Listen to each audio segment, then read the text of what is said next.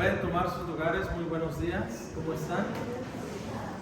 Ya estamos en la recta final, ya casi de terminar la serie en cuanto a la vida de los 12 discípulos de Jesús. Yo creo que a estas alturas ya todos lo sabemos, ¿no? El nombre de los 12, ¿no? ¿Nadie? A ver, al azar. Oye, ay, es mucho, hermano, ya no. Ya llevamos casi, ¿qué? ¿Cuánto tiempo? Casi 3 meses, creo, ¿no? 2, ¿no? ¿Cuántos? Pero más de 2, ¿no? Sí, ¿verdad? Entonces, yo creo que a esas alturas ya todos lo sabemos. ¿Quién dice yo el nombre de los 12 discípulos de Jesús? Un examen tan sencillo. Muy aparte de los que ya participaron, ¿alguien más ya se lo sabe?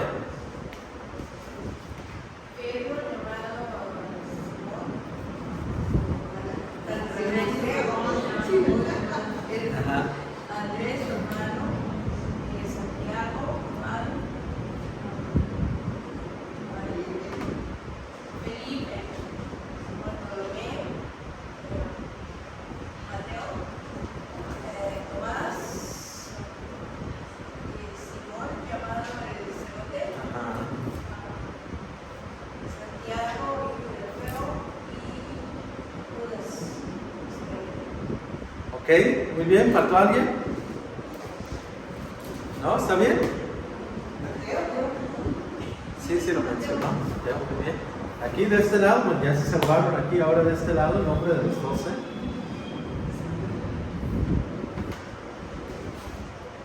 A ver, ¿quién ya se lo sabe? Es muy sencillo, ¿no? Es aprenderse el nombre de 12 personas, nada más, ¿no?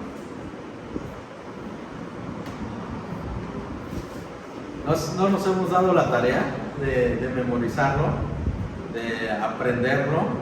¿Por qué es importante, hermanos? Pienso que, ¿cuál es el propósito para empezar del por qué estamos aprendiendo la vida de los 12 discípulos? ¿Alguien sabe? ¿Cuál es la finalidad? ¿O qué podemos, o con qué fin lo estamos aprendiendo? ¿No?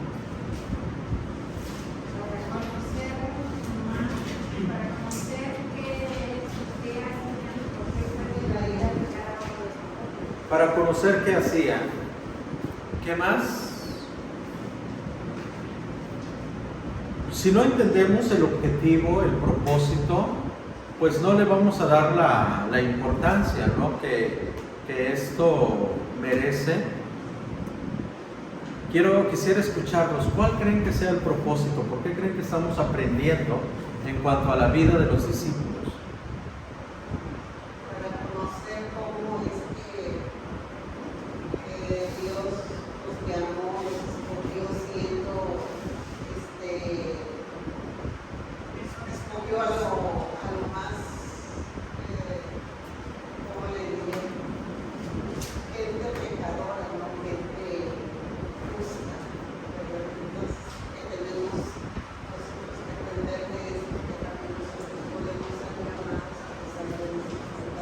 Exactamente, muy bien, sí, muy bien. ¿Algún otro propósito ustedes encuentran?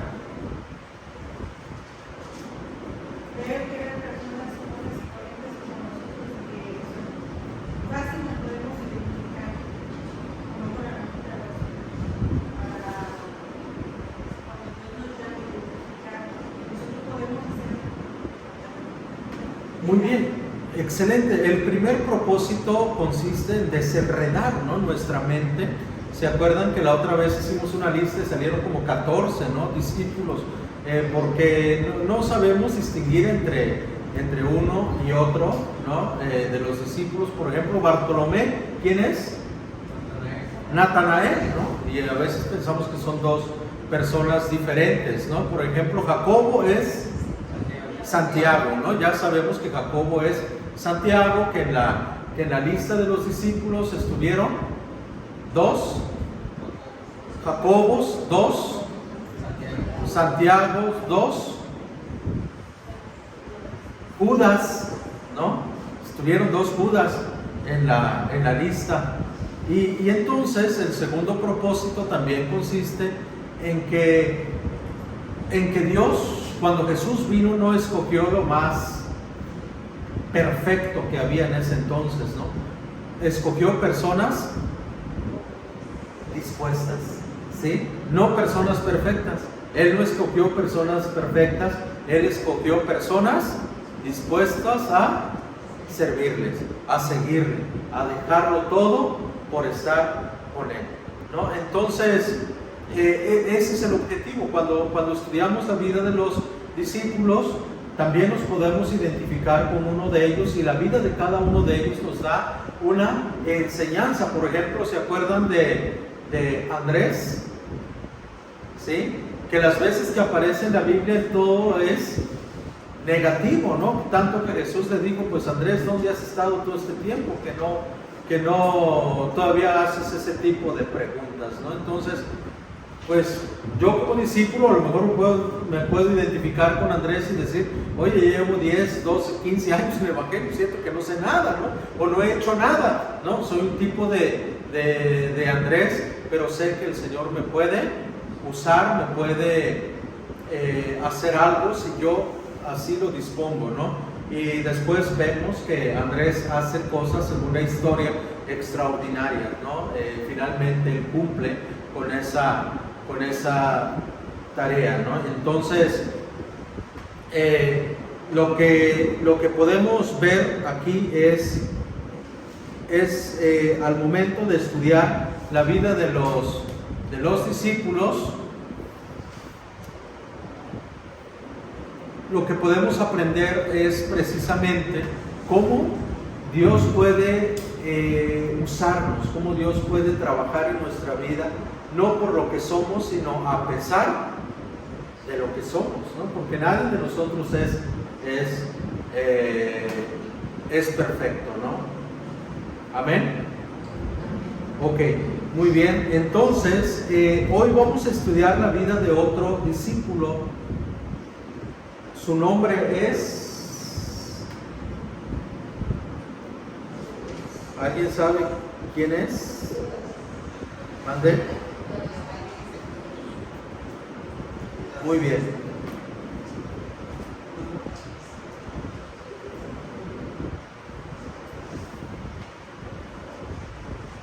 Judas, ¿no? Judas. Vamos a buscar, vamos a ver qué tanto sabemos.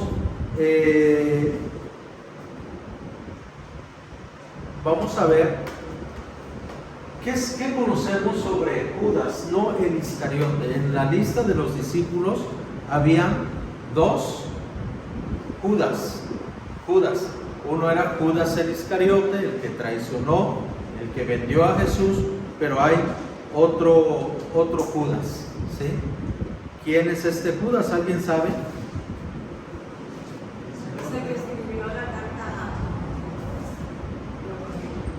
Que es el que escribió, hay una carta de Judas, ¿sí? ¿Será? Este Judas, muy bien.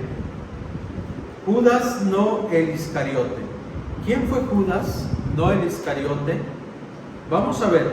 En primer lugar, fue uno de los 12 discípulos que estuvo con Jesús, ¿sí? Ese es el trato, ¿no? Fue llamado también por Cristo para estar con él.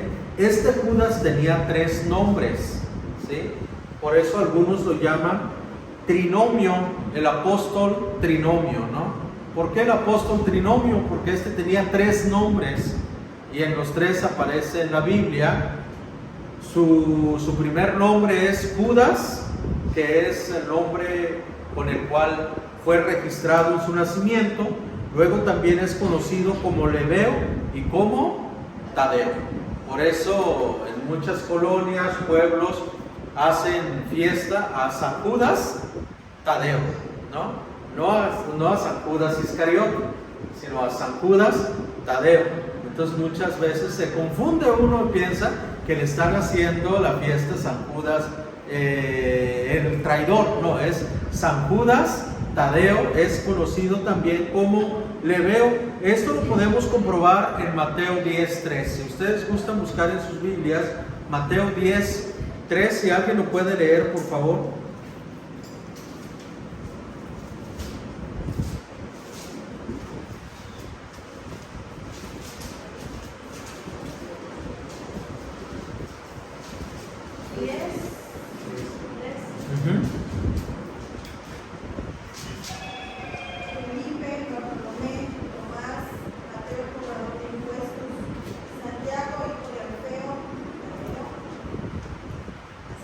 Otra vez, por favor, fuerte. Mateo 10:3. Felipe, Bartolomé, Tomás, Mateo el cobrador de impuestos, Santiago de Alfeo, Tadeo. Tadeo, muy bien, Tadeo.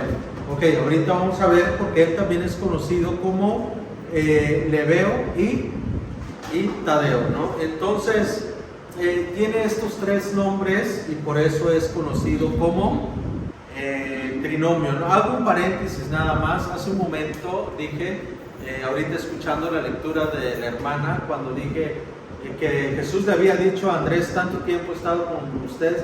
No es Andrés, es a Felipe, a quien Jesús le dice, tanto tiempo he estado con ustedes, Felipe, que en otras preguntas sería, Felipe, pues ¿dónde has estado todo este tiempo? ¿No? Y todavía me preguntas, muéstranos al Padre. Muy bien, haciendo ese paréntesis, vamos a ver que este Judas, no el Iscariote, es conocido también con el nombre, el apóstol trinomio. ¿Por qué? Porque tenía tres nombres, Judas, Lebeo y Tadeo. Por eso la fiesta de San Judas Tadeo. Vamos a ver que su primer nombre, Judas, ¿alguien de ustedes le pondría Judas a su hijo, a su nieto, a su... No, pero hermanos, si supieran el significado del nombre de Judas, que Judas lo haya manchado es una cosa, pero su nombre significa, es muy bonito el significado de su nombre. ¿Saben qué significa? Jehová guía.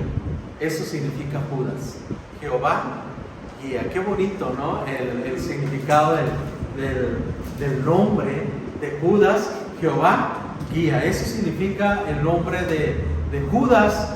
Nada más que por su acto lo echó a perder, ¿no? A manchar ese nombre. Ahorita cada que menciona el nombre de Judas es relacionado con traición, con ¿qué más?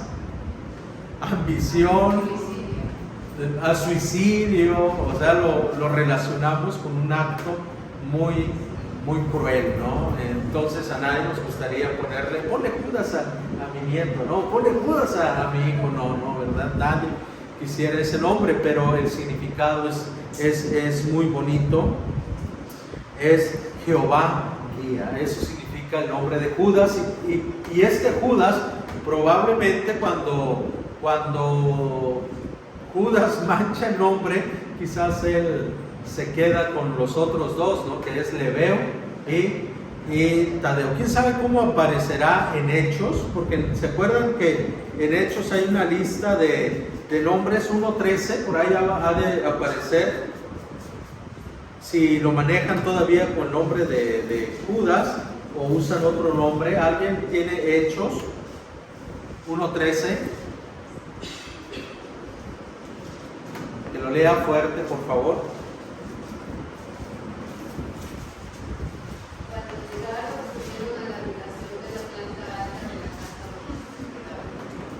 Entonces arriba, al comienzo, en Hechos 1.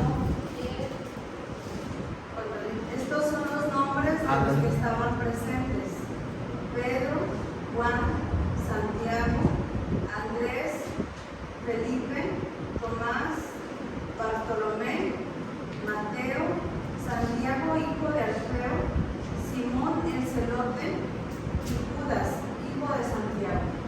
Ok, sí, entonces se menciona como Judas, ¿no? Judas ocupa el nombre ahí en Hechos. Muy bien, entonces vemos que Judas significa Jehová guía.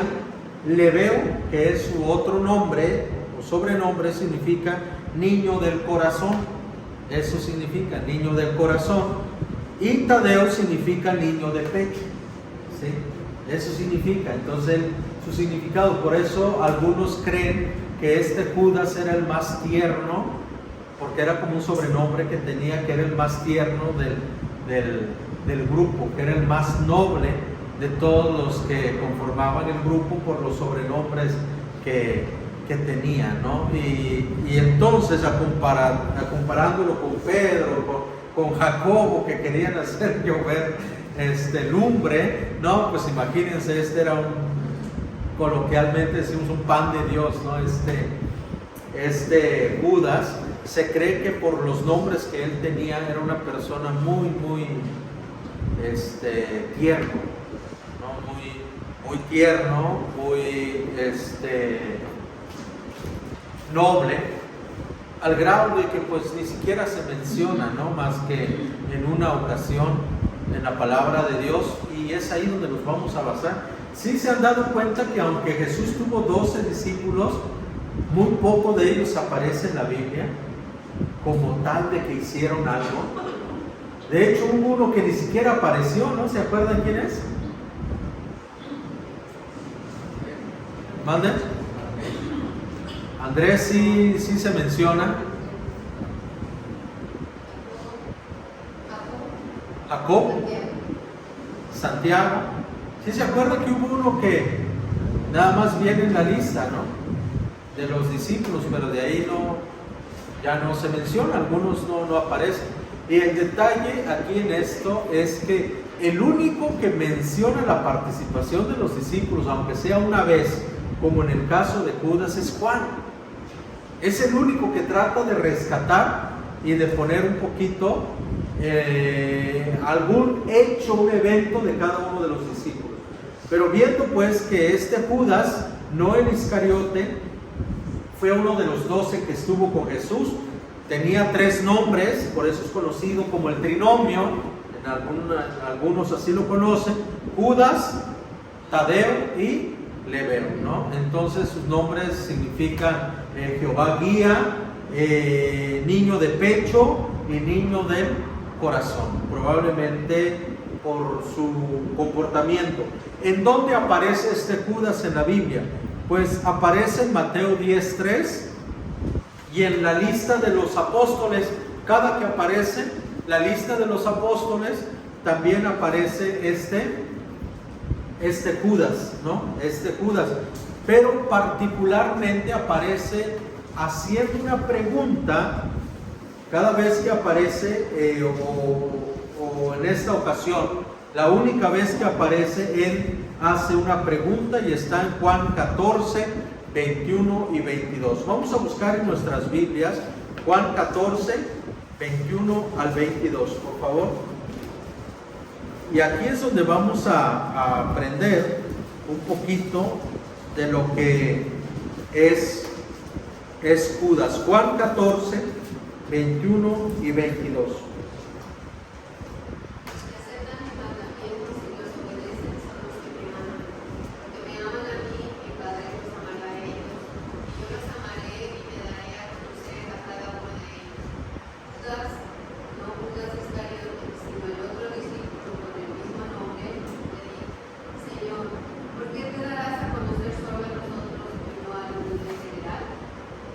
Hasta ahí.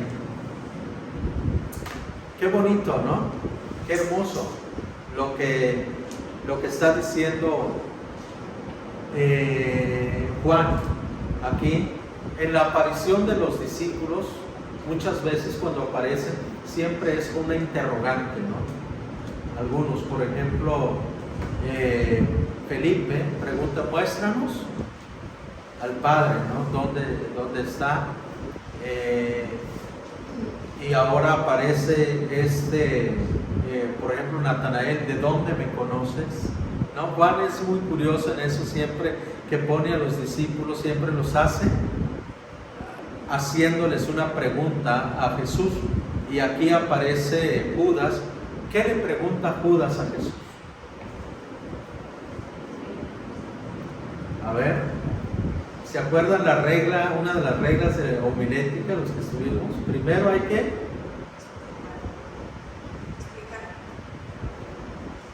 ¿Sí? ¿Están de acuerdo? ¿Cuáles son las 3?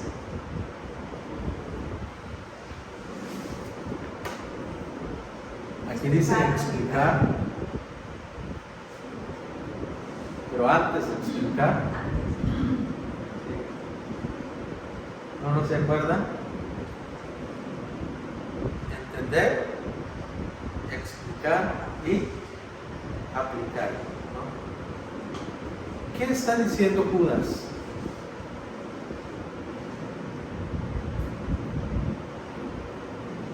Él le hace una pregunta a Jesús. Y esta pregunta es una pregunta, Juan no lo puso nada más porque quiso ponerlo, una pregunta profunda, al grado de que Jesús se toma la molestia de responder a esa pregunta. Si fuera una pregunta, ¿quién nació primero, el huevo o la gallina? Que a eso están, ¿no? Era una pregunta interesante, profunda, lo que él le estaba preguntando a Jesús. ¿Cómo es que te manifestarás a nosotros y no al mundo? ¿Qué está tratando de decir? A ver, a su entendimiento, ¿cómo formularíamos esta pregunta de otra manera, de otra forma?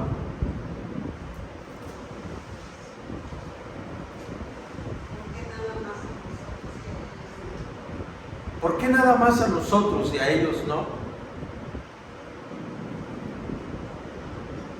¿Qué tenemos nosotros que ellos? ¿Qué tenemos nosotros que ellos no tienen? Fíjense, puede ser, cada vez necesitamos entender la profundidad de la pregunta de Judas, ¿no? Y también esto revela mucho lo que hay en su corazón. Esta pregunta revela mucho lo que hay en él. Por eso Jesús dijo, de la abundancia del corazón habla la boca, ¿no? Y con esta pregunta podemos descubrir al menos 3 cosas que había en el corazón de Judas. Y lo voy a explicar por medio de una experiencia. En una ocasión fuimos a un campo misionero con los hermanos de la iglesia, y entonces llevamos juguetes, galletas, cosas para los niños, ¿no? Y llegamos con una familia. Entonces yo le regalé unas galletas, yo me acuerdo muy bien, eran unas galletas tipo Oreo, no recuerdo el nombre de unas galletas, y le digo a un niñito de la familia, le digo, mira, traje esto para ti. Y sus ojos brillaron cuando vio una galleta, y dice, para mí, sí, y lo agarra, y le dice a su mamá, ¿cómo se dice? Gracias. Y entonces se me queda viendo el niño y dice, ¿y no trajiste uno para mi hermanito? Esto es lo que revela el corazón de Judas. Señor, nada más a nosotros. ¿Y qué va a pasar con ellos? Ellos no puedes estar con ellos también. Otro hubiera dicho, no, ay, gracias Señor, como aquel que oraba, a ver, gracias que no soy como ese publicano, ¿no? Pero él no estaba pensando en solo él dice, Señor, nada más a nosotros. ¿Y qué hay del resto del mundo? ¿Por qué a ellos no? Me gustaría que ellos también, que estuvieras con ellos. Me gustaría que ellos también te conocieran. Y por eso, con esta simple pregunta, podemos encontrar 3 cosas que había en el corazón de Judas. Número 1, su seguridad en Jesús. ¿De dónde? A ver, hermano, ¿de dónde saca esa seguridad en Jesús? ¿Qué está diciendo Jesús en el versículo 21? ¿Alguien lo puede leer?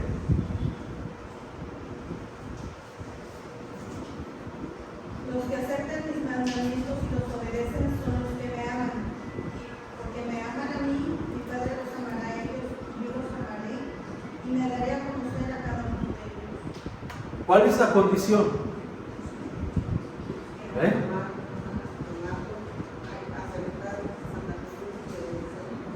Tener sus mandamientos, obedecerlos y amarlo, ¿no? Al menos es una promesa condicional, ¿no?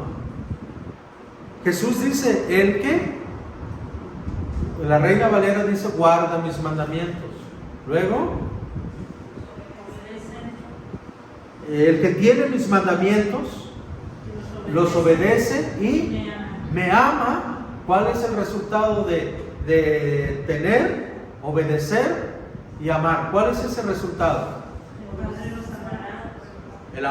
Tendrá el amor del Padre y el amor de quién? De Cristo, y luego reconocimiento, ¿sí? Y en la Reina Valera dice, y me manifestaré en él, ¿no? Entonces, Jesús no había dicho otra cosa más que revelar esa hermosa promesa para quienes tienen sus mandamientos, las obedecen y le aman. Entonces vemos la seguridad que Judas tenía en Jesús, porque ¿qué dice Judas?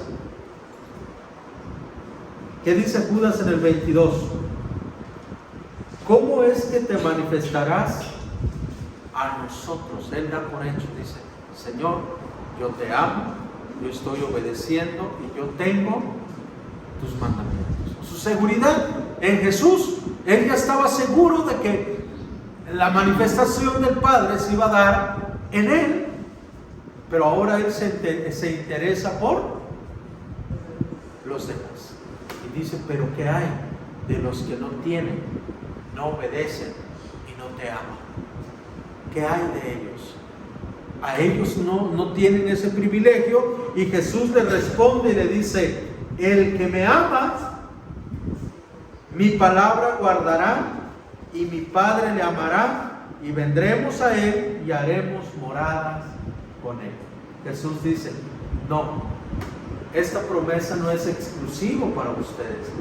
Esta promesa es para todo aquel que guarda mis mandamientos, que las obedece y que me ama. Como resultado, mi Padre le amará, vendremos a él y viviremos en él, o viviremos con él. Entonces vemos en Judas una seguridad. Él dice, yo ya lo tengo, pero me preocupan las demás personas. ¿Qué hay de ellos? No tienen esa misma misericordia, ese mismo regalo. Y vemos entonces su interés por los demás. Y creo que aquí radica un problema en muchas personas, que nada más estamos interesados en nosotros. Señor, bendice mi negocio, bendice mi vida, bendice a mi familia, bendice mi economía, pero ¿qué hay el de los demás? ¿Qué hay el de la persona que tú sabes que está en problemas, que está en escasez, que no tiene trabajo, que está enfermo? ¿Qué hay de los demás? Entonces este Judas, con esta pregunta que él le hace a Jesús, revela mucho de lo que él es, mucho de lo que había en su corazón, su seguridad en Jesús, su interés por los demás y su fe en aceptar la voluntad de Dios. Él tenía una fe, a diferencia de Pedro, cuando Jesús le dice que iba a morir, que los iba a dejar. ¿Qué dijo Pedro? De ninguna manera, eso no te va a pasar. Pedro no aceptó la voluntad y el Señor Jesús lo reprende. ¿Se acuerdan cómo llamó Jesús a Pedro? Apártate de mí, o aléjate de mí, Satanás. Jesús llamó a Pedro Satanás por oponerse a la voluntad de Dios.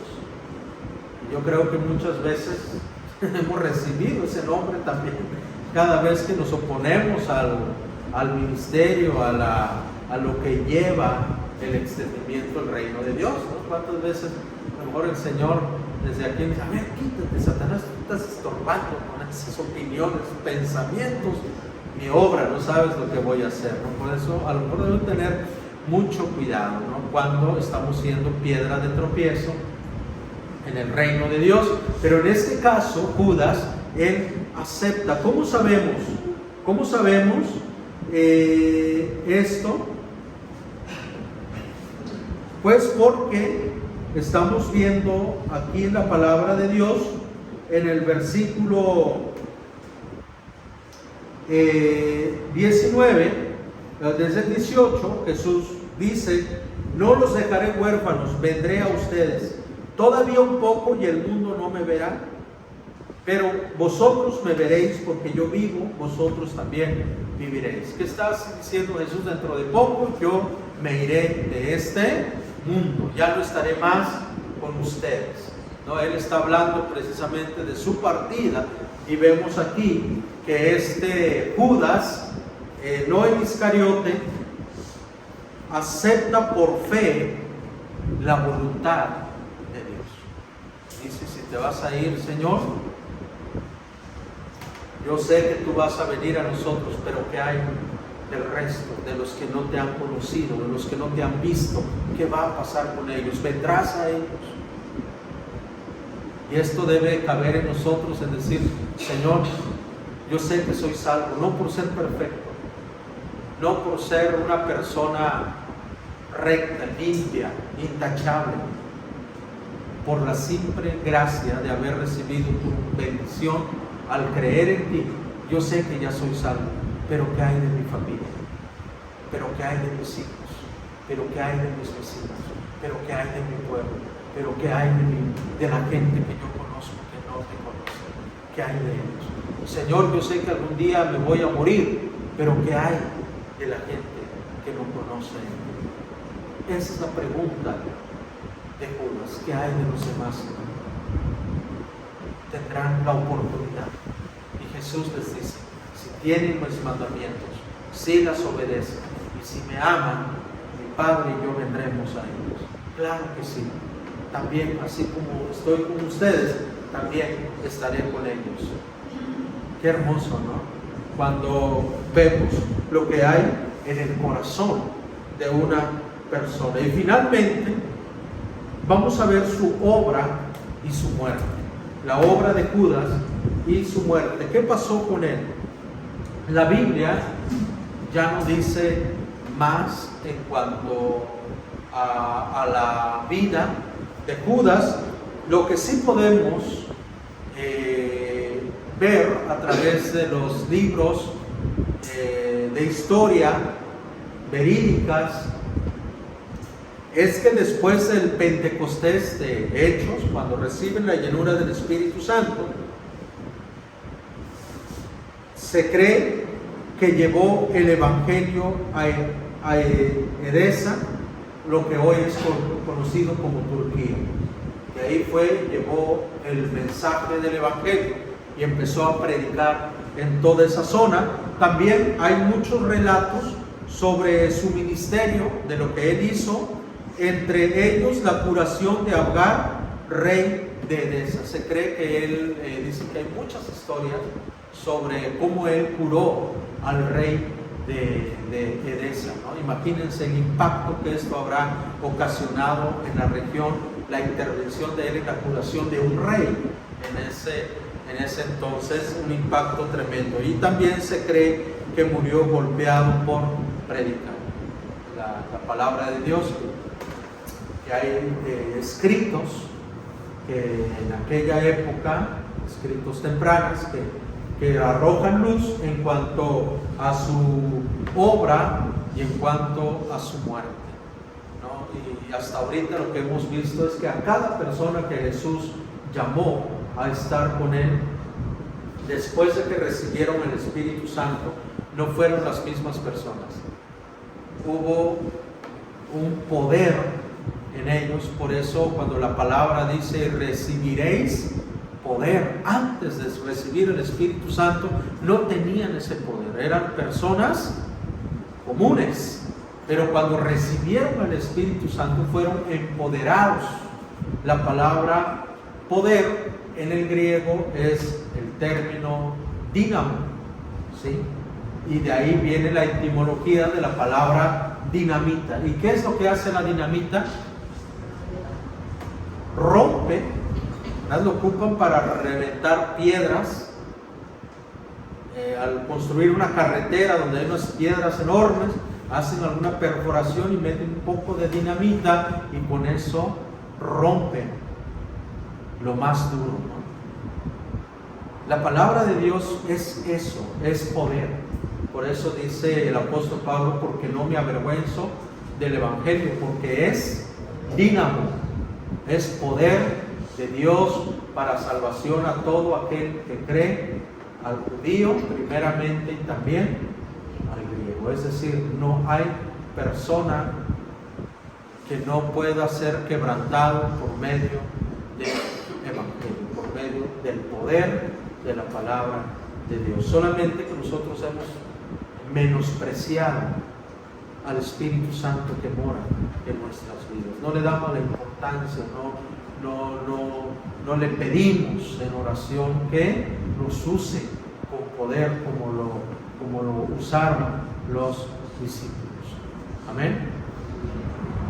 Vamos a ponernos de pie, vamos a orar, vamos a pedir la dirección del Señor. Dios y Padre eterno, hoy aprendimos sobre la vida de Judas, Señor, uno de tus discípulos, que nos enseña a través de una simple pregunta que te hace, unas grandes verdades, Señor, que necesitamos aplicar y vivir en nuestras vidas.